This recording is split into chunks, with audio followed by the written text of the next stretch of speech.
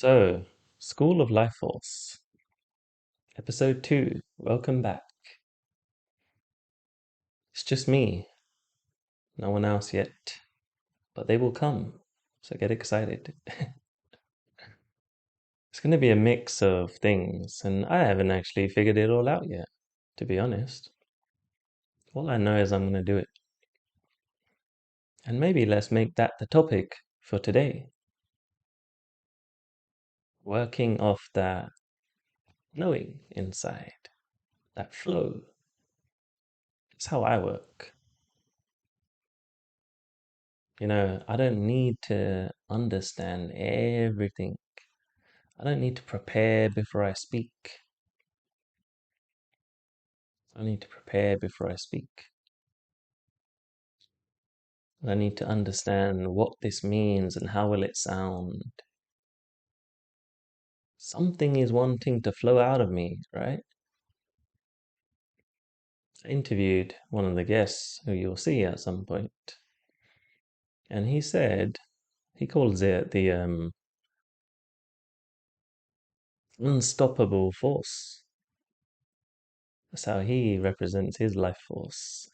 Unstoppable force. He said to me, Raj, I have to listen to that thing. If I listen to that thing, then I know everything's going to go well. He's a business guy. He's been in the game for a while, but he's a smart and wise sage in a way as well. He's got a lot of wisdom.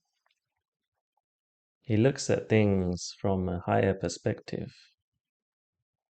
So you're saying there's an unstoppable force. And as soon as he feels it, he'll take action based off that. And I love that. When I speak, it's just moving out of me. It's launching out. It's a whole body experience. It's not coming from thinking about it. I don't even know what I was going to say on this podcast. If I want to be really honest with you, I didn't even know. I just pressed the record button, started speaking, and then as I spoke, it was almost like the steps in front of me appeared. Like I think that's one of those sayings or phrases. Take some steps and then the next ones will come as you walk. I love that. That's exactly how it seems to work for me. This life force is bursting through me, it's energy, and it's moving me, and I'm letting it. There's no resistance. If there was resistance, this is how it used to be for me, by the way. I used to have resistance. I used to plan and think about everything, and not, there was an energy trying to move me towards something in life. But I would be like suffocating it with thoughts, almost constricting it. Something was moving me, but I was pushing it away, resisting it, powerfully resisting it.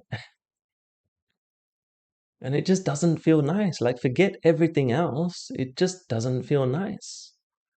It's like if I was to, I use this example a lot. If I was to eat some cardboard, firstly, it wouldn't taste nice on my tongue, right? My tongue is not used to this, it wouldn't enjoy it. My body wouldn't digest it well, it wouldn't feel nice. Versus if I was eating a banana, yeah, my body knows this is good, yeah, it tastes good, digests well. That's the same thing I'm talking about. Like this unstoppable force he was saying, life force I'm talking about, and then combining that with this intuition or with this knowing that this thing is moving me, combining them together and just moving. I can just hit the record button and just speak because there's a knowing without knowing intellectually. I don't know if that makes sense. A knowing inside without knowing. It's more unknown than known, really, because it's in motion. I'm releasing words out. Right now I'm doing it. This is a live demonstration. I'm releasing it out. Something's moving through me from the legs up to the stomach to the through the heart, and it's coming out of the throat. It's literally like there was a flow of energy moving through. And that's the most freeing way for me to express something so powerful, so calm, and exactly the right thing that wants to come out. Not just here with you guys in this podcast, but if I'm in front of someone and I'm speaking, if this thing is able to come out, it's freeing, it's liberating. We talk about confidence. I think this is really what the truest confidence is. It's fearlessness. It's just, I'm releasing, I'm expressing something. I'm not holding back because I'm worried about what someone in front of me will say back. I'm not playing with that. Obviously, we can be conscious and considerate and caring when we say things. I'm not saying just blurt things out and let the mind or emotions speak and rule us. Like, that's a whole different thing. That's different. I'm not like, hey, yeah, say this, say what you want, do what you want, be that like you get people who are so fiery and but sometimes spewing out like venom into the world. I want to spew out venom. This what I'm talking about is coming from this centered and loving place. And by the way, every time I speak and say things, it's not about me.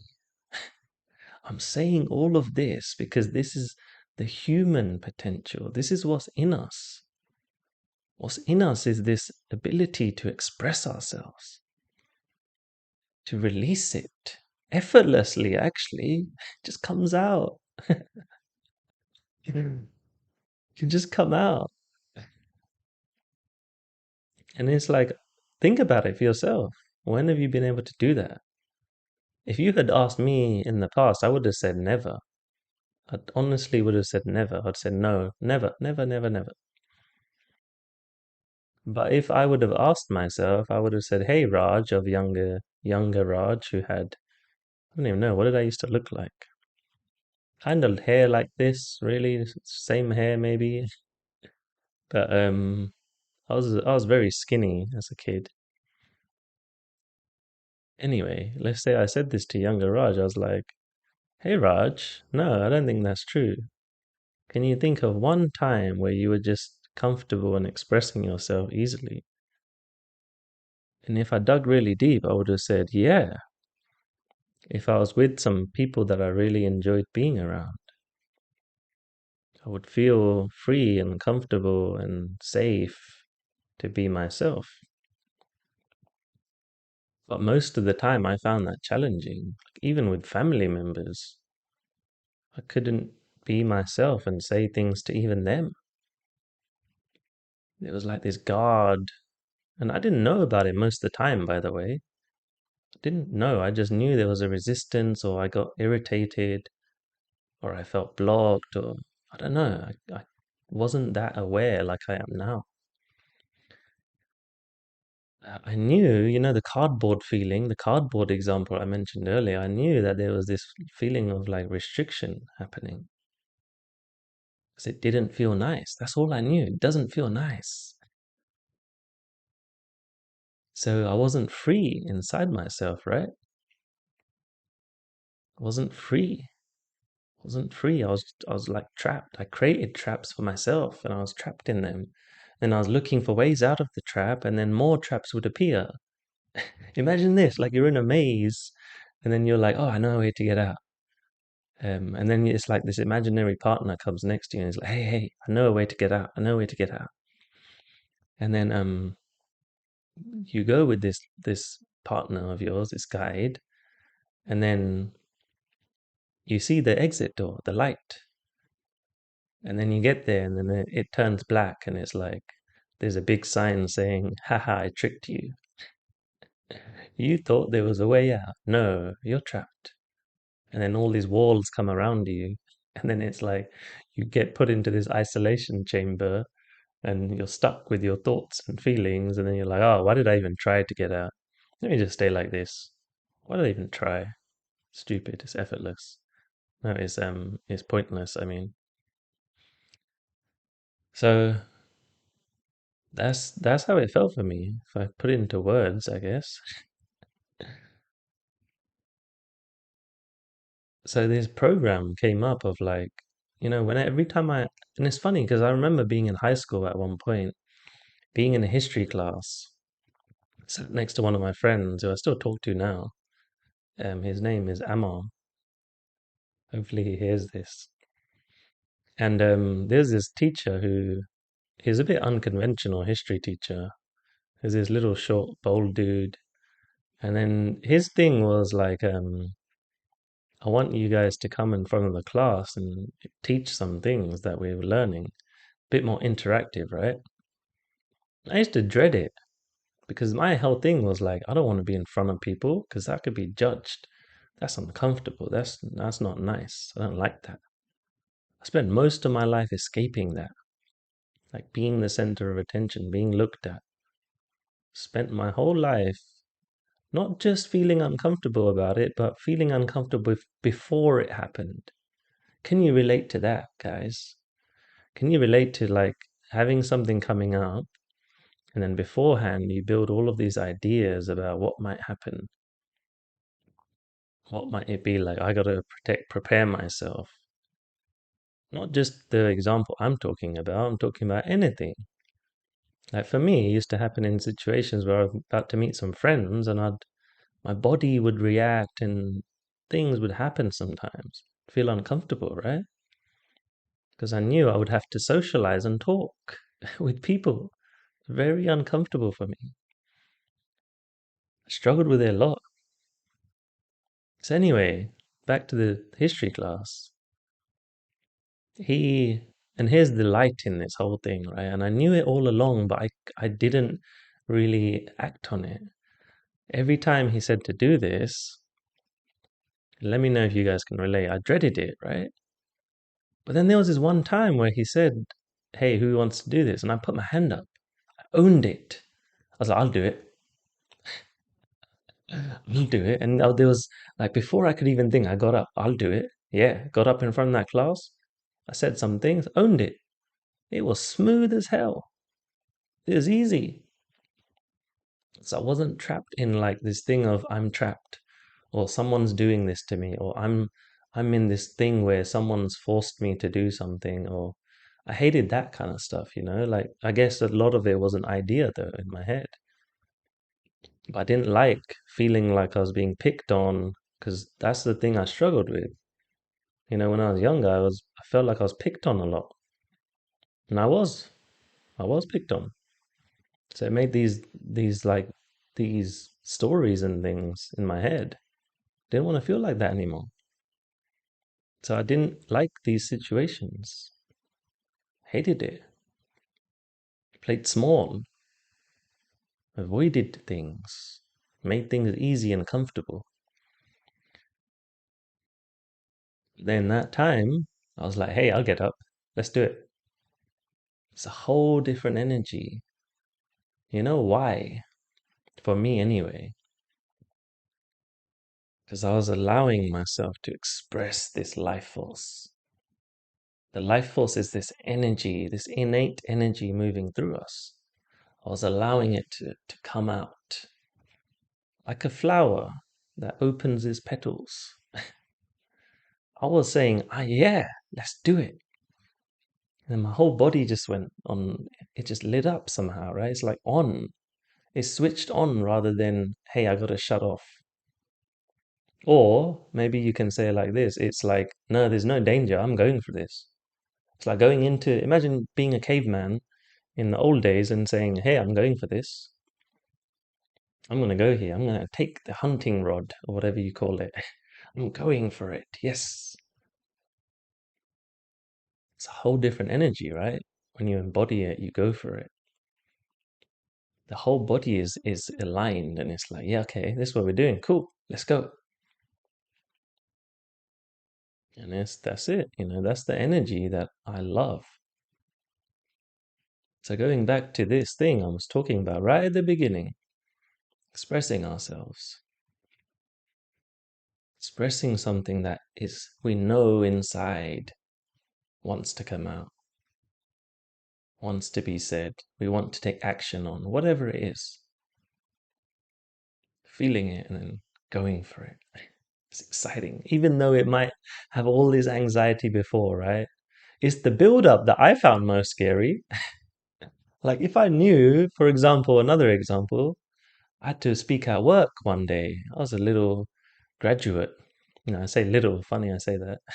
I was a little graduate. I was a young grad, 21 years old, my first job. And my boss at the time told me, "Hey Raj, he saw me as a protege. He saw me as his protege. I don't know why. When he hired me, though, here's why. When he took me into the interview, he asked me to do a presentation. At first, I was like, oh, this again, this thing I hate. Then you know what I did? I said, I'm going to speak about something I love speaking about. I spoke about the importance of, oh, funny, similar to this. I spoke about the importance of health and nutrition in raising our energy. I was 21 years old and I knew all this stuff. That's when I got into all of it, by the way. I talked to him about something like performance and bodybuilding and raising our energies and why it feels so thrilling to work out and stuff like that. Really got into it. I delivered that presentation to him with such like joy and excitement, expressing something inside of me that I loved outwardly. And it wasn't the best, I was still a little nervous, but it wasn't that bad. Again, I proved to myself through that example that it wasn't that bad when I step into it, when I own it. So he hired me. He was like, yeah, Raj, I want you to be my protege. He was the head of department. He wanted me to be his mini-me junior. So anyway, I go into work after some months getting used to it. He's like, Raj, I want you to project manage. I want you to take some responsibility and manage the team, manage these projects.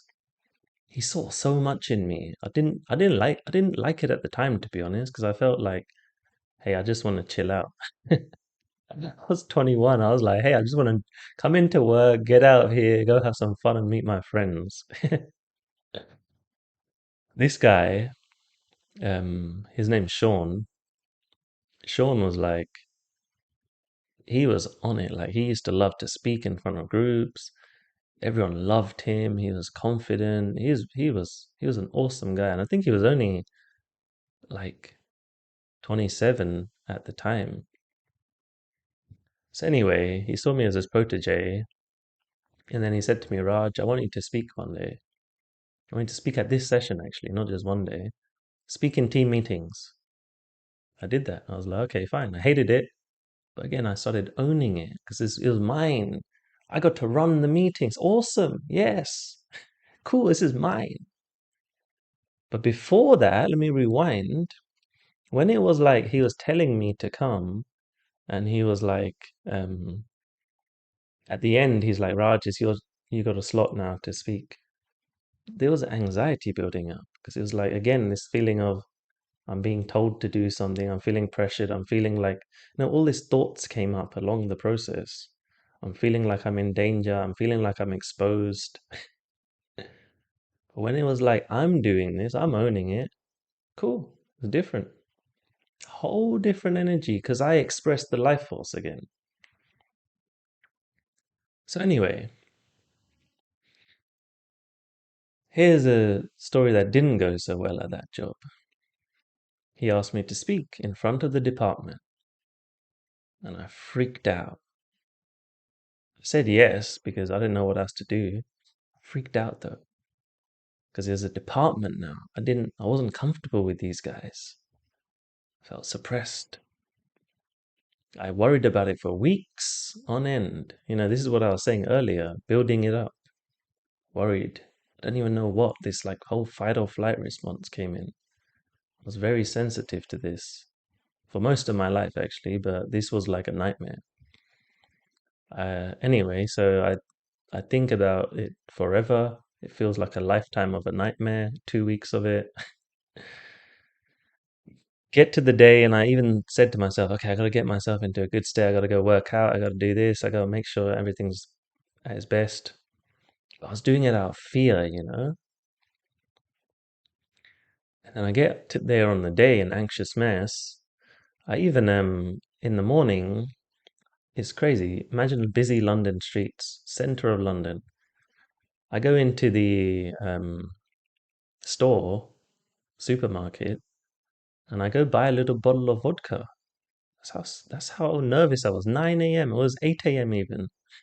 I go buy a little bottle, and even the person in front of me was like, "Oh, what the hell? This is like it's like a Thursday, I think. I don't know what day it was, but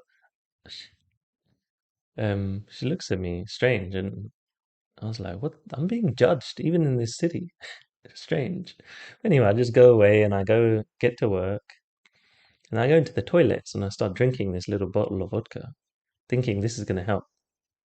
And I say, "Okay, it's an hour till my thing. If I do it now, it's going to help."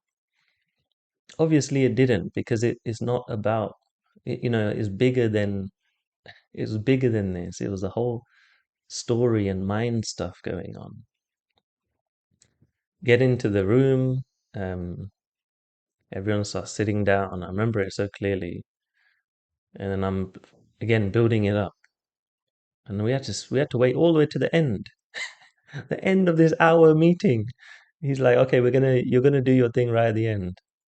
And I was like, okay. Then it builds up even more. And you know what's crazy? I don't know why they did this, but they crammed us into a tiny room, like 40 of us. There's people on the walls. There's people like everywhere. It's a crowded room.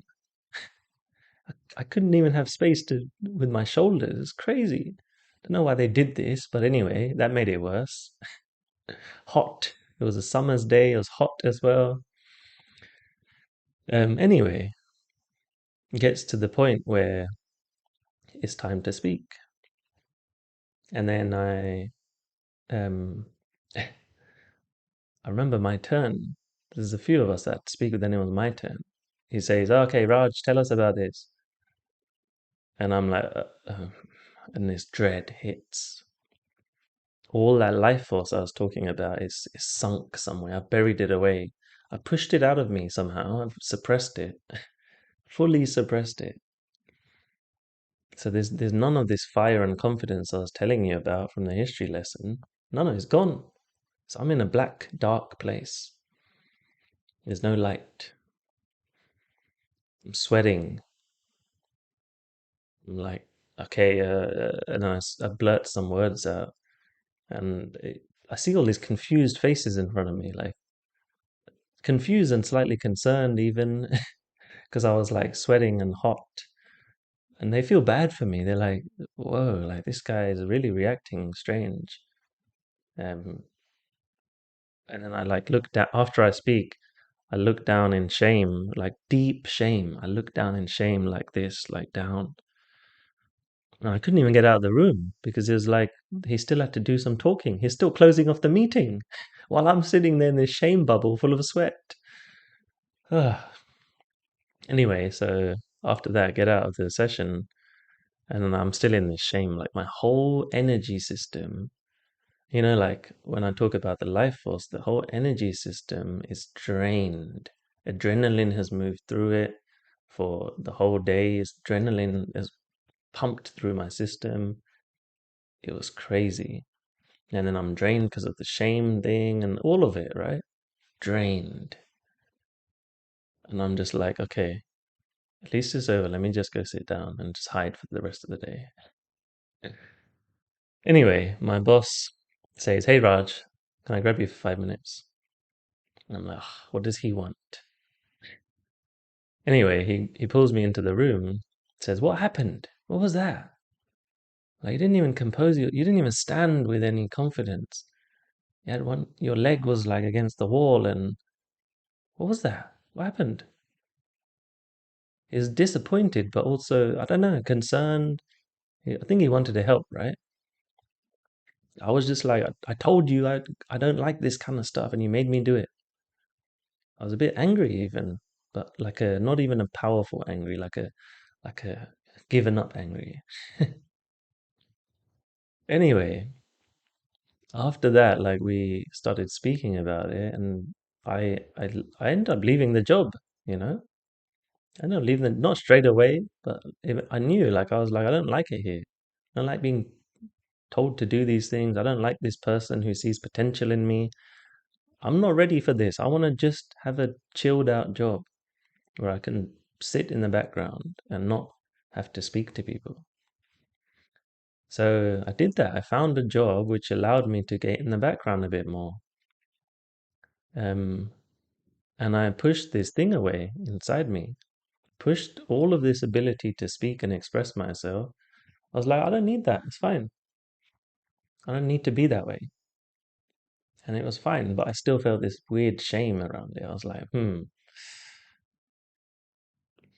Anyway, that job was I love that job. I had some of those challenges come up in that job as well, by the way. I won't go into all of those, but I did have to speak to people sometimes.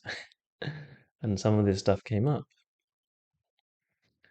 And then I went to the next job, which was amazing because I was doing a lot of speaking to people, but I was also um, going through my inner process at that point.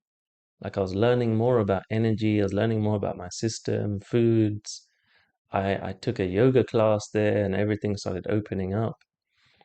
This was like, I don't know when it was. It was from listening to this recording, I think it was about 9 years ago or 8 years, something like that. Um, Everything was different. I started speaking to people and becoming a bit more confident, getting it back. And every time when I tried to speak again, I noticed the same thing. When I'm owning it, when I'm allowing this to come out of me, when I'm not getting in my own way, it came out. It just came out. I didn't even have to plan so much. Like a little bit planning is good, I think. Even now, I think a little bit planning could be good, even though I told you I didn't do it for this. It can be good sometimes, though. Like some things to stick to, some like signposts, yeah, a bit of strategy. I love that stuff. But I know the most important is, are we in our flow? I think that's what confidence really is. Are we in the flow? Are we here? Are we present?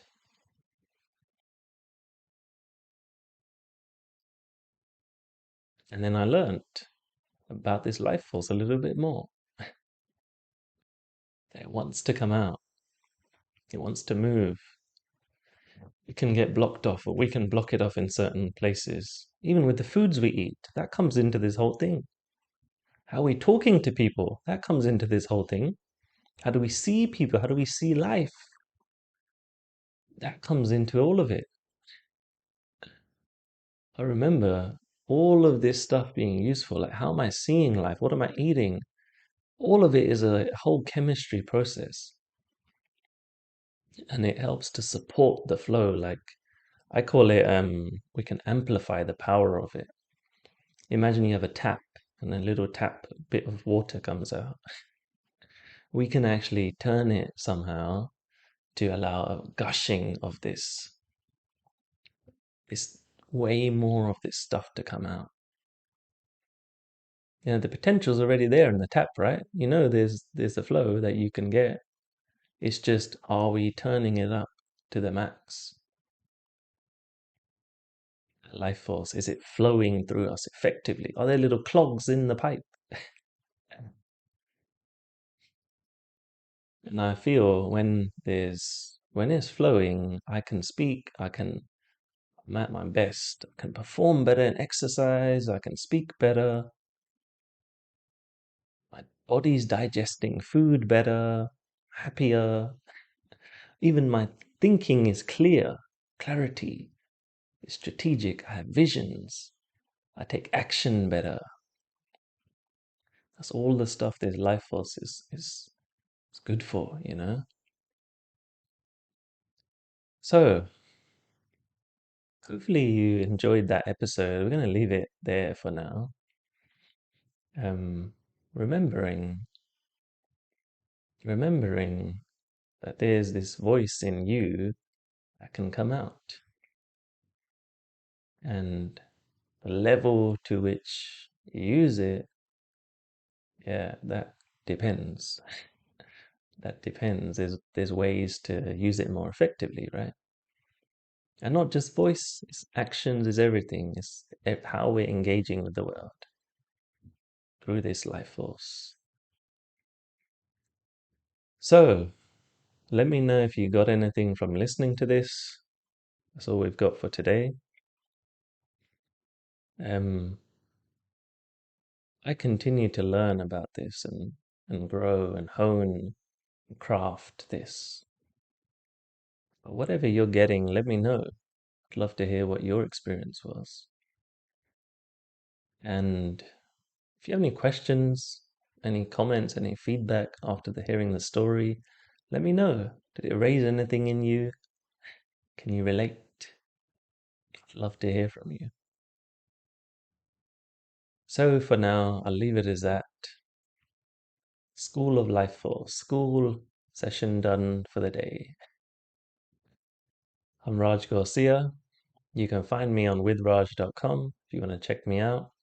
And I'm always posting on social media, Instagram, Facebook. Just find me, Raj Garcia. Leave it as that for now and have a lovely, lovely day. Speak soon.